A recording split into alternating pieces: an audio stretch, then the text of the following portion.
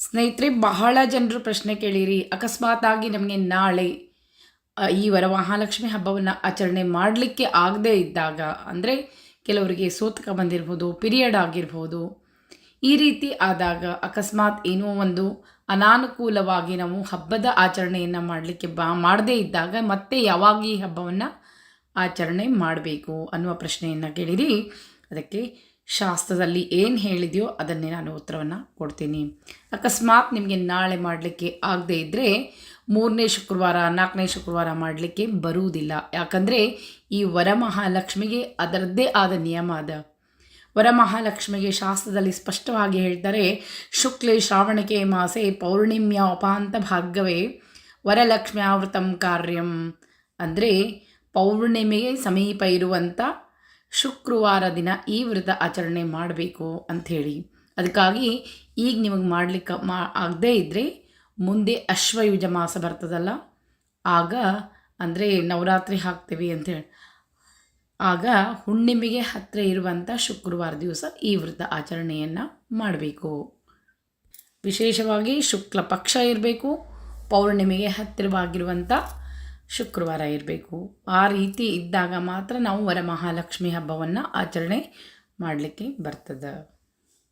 ಇನ್ನು ಬಹಳಷ್ಟು ಮಂದಿ ನಾಳೆ ನೈವೇದ್ಯ ಹೆಂಗೆ ಮಾಡಬೇಕು ಅನ್ನೋದನ್ನು ತಿಳಿಸ್ಕೊಟ್ರೂ ಕೂಡ ಪ್ರಶ್ನೆಯನ್ನು ಕೇಳಲಿಕತ್ತೀರಿ. ಆದರೂ ಇನ್ನೊಂದು ಸಲ ನಿಮಗೆ ಉತ್ತರವನ್ನು ಕೊಟ್ಬಿಡ್ತೀನಿ. ನಾನು ನಿಮಗೆ ಸ್ಪಷ್ಟವಾಗಿ ಹೇಳೀನಿ, ನೀವು ವೈಷ್ಣವ ಸಂಪ್ರದಾಯದವರು ಇದ್ದರೆ ಮಾತ್ರ, ಅಂದರೆ ನಮ್ಮ ಬ್ರಾಹ್ಮಣರಲ್ಲಿ ವೈಷ್ಣವ ಮತ್ತು ಸ್ಮಾರ್ತರರು ಅಂತ ಇಬ್ಬರು ಎರಡು ರೀತಿಯಲ್ಲಿ ಇರ್ತೇವೆ. ಯಾರು ವೈಷ್ಣವರಿದ್ದೀರಿ ಅವರಿಗೆ ನಾಳೆ ಶುಕ್ರವಾರ ಏಕಾದಶಿ ಇರೋದರಿಂದ ನೈವೇದ್ಯ ಮಾಡಲಿಕ್ಕೆ ಬರೋದಿಲ್ಲ. ಇನ್ನು ಸ್ಮಾರ್ತರು ಅಂತ ಯಾರು ಇರ್ತೀರಿ ಅವರಿಗೆ ನಾಳೆ 10:30 ಮೇಲೆ ಮಾಡಲಿಕ್ಕೆ ಬರ್ತದೆ. ಉತ್ತರಾದಿ ಮಠದವರು ಮತ್ತು ರಾಯರ ಮಠದವರು ಅವ್ರಿಗೆ ಮಾತ್ರ ನಾಳೆ ಏಕಾದಶಿ ಇರೋದರಿಂದ ನಾಳೆ ನೈವೇದ್ಯ ಬರೋದಿಲ್ಲ ನಿಮಗೆ. ಇನ್ನು ಉತ್ತರಾದಿ ಮಠದವ್ರು ರಾಯರ ಮಠದವ್ರು ಬಿಟ್ಟು ಎಲ್ರಿಗೂ ನಾಳೆ ದಿವಸ 10:40 ನಂತರ ನಿಮಗೆ ಅಡುಗೆ ನೈವೇದ್ಯ ಮಹಾಲಕ್ಷ್ಮಿಗೆ ತೋರಿಸ್ಬೋದು. ಸ್ಪಷ್ಟವಾಗಿ ಉತ್ತರವನ್ನು ಕೊಟ್ಟೇನಿ.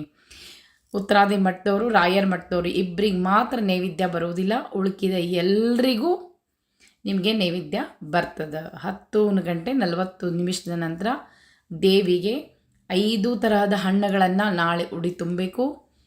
ಜೊತೆಗೆ ಧೂಪ ದೀಪ ಮಾಡಿ ಎಲ್ಲ ತರಹದ ಅಡುಗೆ ನಿಮಗೆ ಏನು ಇಷ್ಟನೋ ಅಡುಗೆಯನ್ನು ನೈವೇದ್ಯ ಮಾಡಲಿಕ್ಕೆ ಬರ್ತದೆ.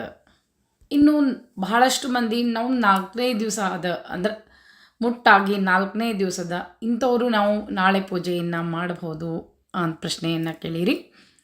ನಾಳೆ 4ನೇ ದಿವಸ ನಿಮಗೆ ಇದ್ದರೆ ಬೆಳಗ್ಗೆ ತಲೆ ಮೇಲೆ ಸ್ನಾನವನ್ನು ಮಾಡಿಕೊಂಡು ಶುದ್ಧಿಯಾಗಿ ಸಂಜೆವರೆಗೂ ಉಪವಾಸ ಮಾಡಬೇಕು. ಸಂಜೆವರೆಗೂ ಉಪವಾಸ ಮಾಡಿ ನಕ್ಷತ್ರ ಕಂಡು ನಂತರ ಸ್ನಾನ, ಹೆಗಲ ಮೇಲೆ ಸ್ನಾನ, ತಲೆ ಮೇಲೆ ಅಲ್ಲ, ಸಂಜೆ ಮತ್ತೆ ಸ್ನಾನವನ್ನು ಮಾಡಿಕೊಂಡು ಮಡಿಯನ್ನು ಒಟ್ಟು ಪೂಜೆ ಮಾಡಲಿಕ್ಕೆ ಬರ್ತದೆ. ಆದರೆ ರಕ್ತಸ್ರಾವ ನಿಂತಿರಬೇಕು. ರಜಸ್ವಲ ಇದ್ದಾಗ ಹೆಣ್ಣು ಮಕ್ಕಳು ಪೂಜೆ ಪುನಸ್ಕಾರಕ್ಕೆ ಯೋಗ್ಯರಲ್ಲ ಅಂತ ಹೇಳ್ತದೆ. ಅದಕ್ಕಾಗಿ ನಿಮಗೆ ಬ್ಲೀಡಿಂಗ್ ಆಗ್ತಾ ಇದ್ದರೆ ಮಾಡಲಿಕ್ಕೆ ಬರೋದಿಲ್ಲ. ಆಗೋದಿಲ್ಲ ಅನ್ನೋದಾದರೆ ನೀವು ಸಂಜೆ ಮತ್ತೆ ಸ್ನಾನವನ್ನು ಮಾಡಿ ಪೂಜೆಯನ್ನು ಮಾಡ್ಬೋದು.